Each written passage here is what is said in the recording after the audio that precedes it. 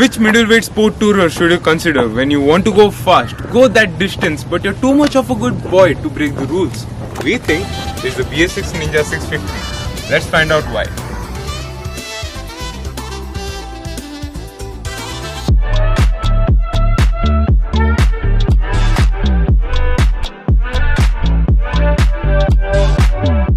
Ever since the launch of the Kawasaki ER6N, the engine layout is the same, but it's got its fair share of improvements over the past years.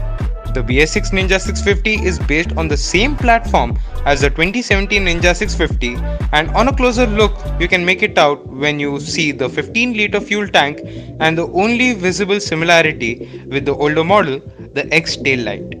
But underneath, it's built on the same chassis but with new fairings. With the BS6 update, Kawasaki have taken the opportunity to give this bike the new traditional Ninja family look.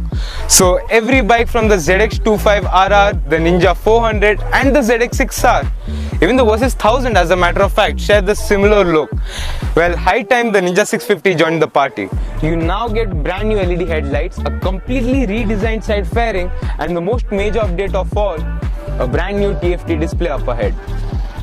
The display is easily among the better ones in the market and gives all the required information like the speedometer, tachometer, distance to empty, average speed, gear indicator, and the list goes on. You can also connect the bike to the Kawasaki Radiology app for call and music controls, but it's still on the development side, so you can't use it completely. So ergonomics wise, this bike is quite comfortable, it's quite spacious, and well, to make things better, it has a quite low seat height at 790mm. But one downside to this bike would be the low 130mm ground clearance, so if you're going above those big speed breakers, you better watch out. And suspension wise, the bike is quite soft, quite smooth. In fact, it's very comfortable, it's supposed to be comfortable. The only nitpick would be to adjust the preload. You'll have to remove this entire side fairing to access it, so which is a little bit pain in the ass. But can the 650 uphold its Ninja heritage and truly be the perfect blend between comfort and performance? Let's find out.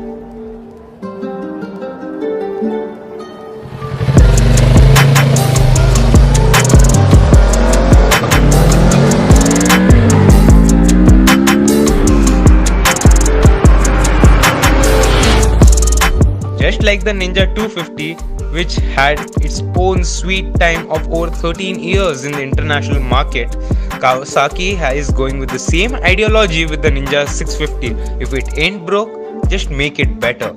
And that's what they have done. The same old 649cc parallel twin has got its fair share of improvements over the past years, which has now made this 650 so much more usable on the road, and the bike has even stronger mid-range, which makes it so usable. The suspension is on the softer side, the seats are quite spacious and comfortable, and the bike holds its line with great stability. It does not have super sport quick performance in the handling department, but the bike is so user friendly that you can reach its potential really quickly. Otherwise, go on those mile munching rides on the highways and you will definitely enjoy the ride and also reach quite quickly whether you like it or not. The best part about this engine is that it has an insanely strong mid-range. So you want to go buy your groceries, go to your office, do some work in the city, or go run along with your friends on the weekends, go very fast. This bike does it all. Not many options in this segment have this usability as this bike has. Priced at Rs 6.3 lakh ex showroom, the Ninja 650 is a logical first middleweight bike upgrade for you.